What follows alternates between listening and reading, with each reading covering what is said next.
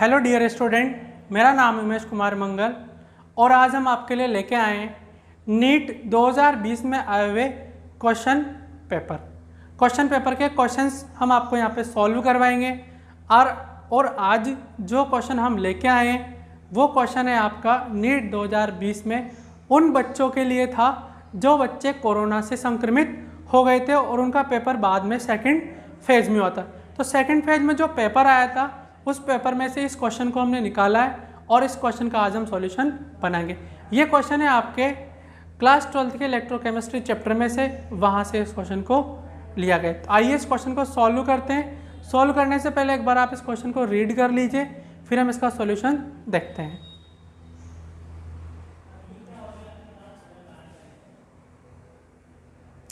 Question है आपका identify the reaction from following having top position in EMF series standard reduction potential according to their electrode potential.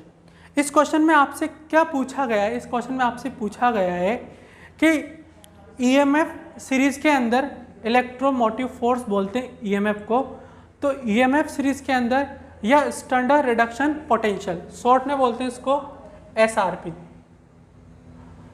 Standard reduction potential. इस series में इन चारों reaction में से जो सबसे टॉप पे है कौन है?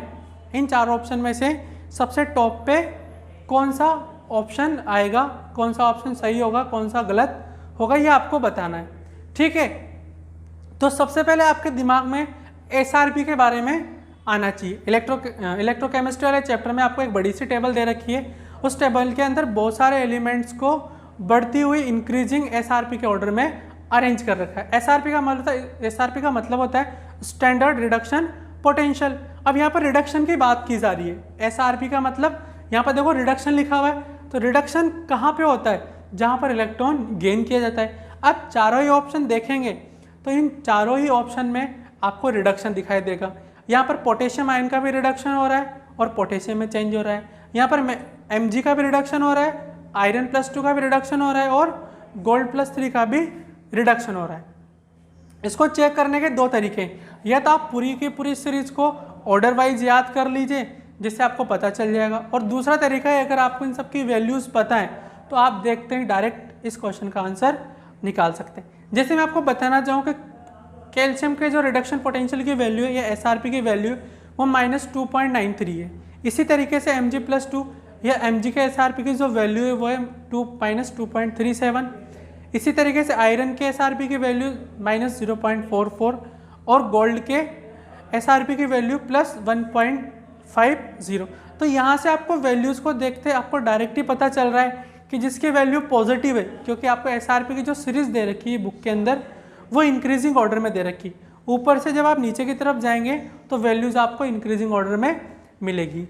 ठीक है, सबसे कम होती है लिथियम की -2.87 के आसपास होती है, तो SRP की वैल्यू उसकी सबसे कम है, और सबसे ज़्यादा जो होती है वो फ्लोरीन की होती है, लिथियम की जो होती है वो 3.14 के आसपास होती है, और फ्लोरीन की जो होती है वो 2.87 के आसपास होती है। ठीक है, मैं दोबारा बता देता हूँ। लिथियम की जो वैल्यू होती है लिथियम प्लस की वो होती है SRP की वैल्यू -3.14 वोल्ट, और फ्लोरीन F- की